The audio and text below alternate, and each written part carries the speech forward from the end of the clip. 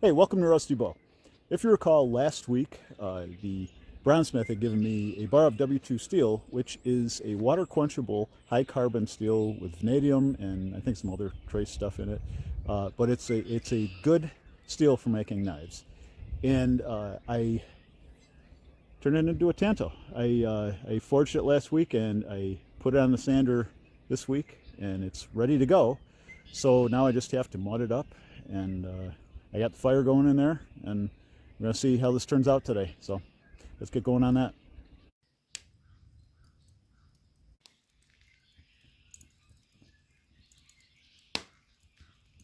So part of getting this right is I'm going to have to normalize this probably like 3 times. It's kind of become my standard rule to get the stresses relieved from forging and from sanding. And so I just slide it in here and slowly bring it up to heat. Blade edge up so we don't burn it out. Okay, it's not magnetic, so now I'm going to let it cool. So after first normalization, we're just going to let it cool. I have the wooden mallet there just in case there's a little warp or something and tap it back, but so far I don't need to. It's holding shape. Going in for the second normalization.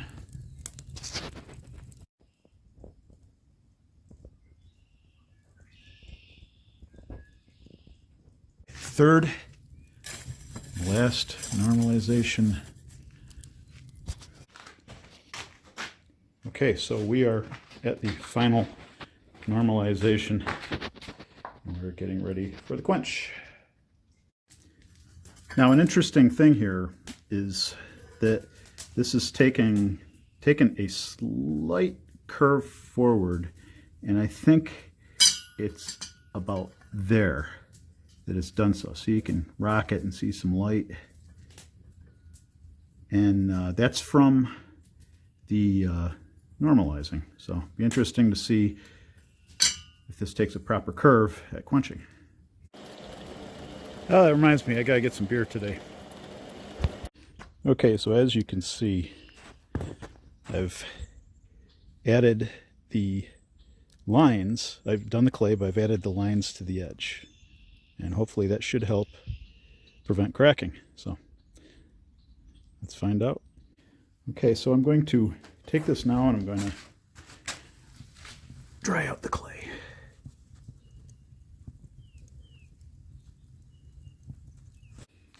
Okay, so I've got the clay on here and it's dried now. And the lines may not seem like much. And we'll see how things go today, but they are supposed to keep the blade from cracking, and so far it's done pretty well for me, so I hope it continues to do so.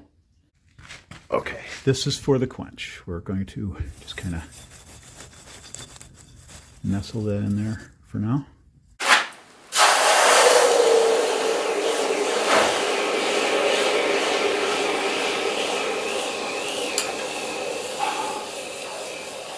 Hope that wasn't a crack.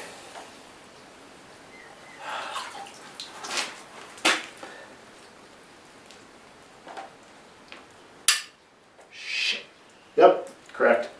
Okay, I'm just doing a quick dunk in vinegar for a little bit. It is cracked in 3 places, so its usefulness is quite diminished. But I want to see if there is a Haman.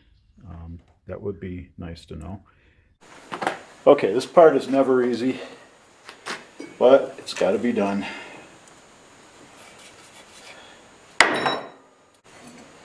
So I knew there was a risk with, with the crack and everything, but it's not gonna stop me from testing it.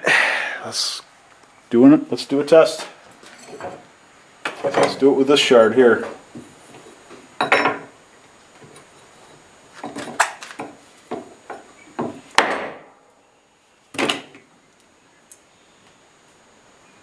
Well, notched it, but it looks like it's not a a bend, but it's a chip, it's a break. It did not cut through the nail, which I do not understand that, so we'll try it in a different place.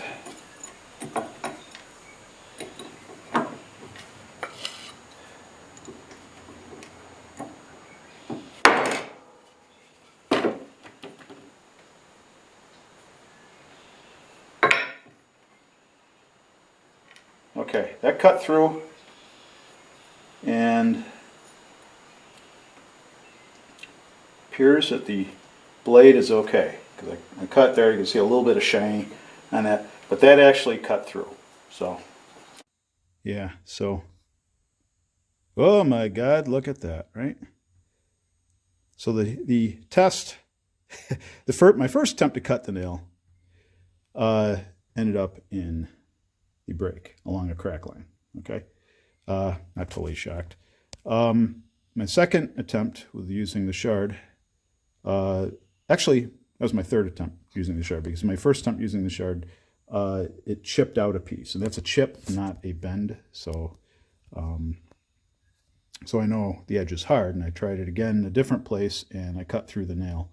So, what I'm probably going to do is make a small knife out of this, and a larger, well, a somewhat less small knife out of this, and just chalk it up to the learning process. I think what actually happened, though, I mean, it cracked in 3 places, and I think what actually happened is that I used water from the rain barrel, and it's like 32, 33 degrees today. I've done this before successfully, but I've never knowingly worked with W2 steel before. That's, you know, I've used that method with a clay tempering, or clay quenching. We put the lines down along the blade's edge, and it's supposed to protect against cracking. But it's not guaranteed, and the water was probably just too cold. And I will look into that. I am, if nothing else, Mr. Trial and Error, and I don't do enough research. So I'm going to have to get better at that. But, you know, what the heck? Fun video, right? So one other thing that I want to point out, because I think it's really interesting, and I haven't had this happen before, is that when the knife cracked, it didn't crack quick or all at once. It cracked mostly, really, I think it cracked after it was cool. So that meant all those built up stresses in there were still working on it, and that's where it fell apart. So that's why it's important, I guess, to do that de-stressing heat afterwards. But I didn't even get a chance to do that. Awesome, huh? No, sometimes you get the bear, and sometimes the bear gets you.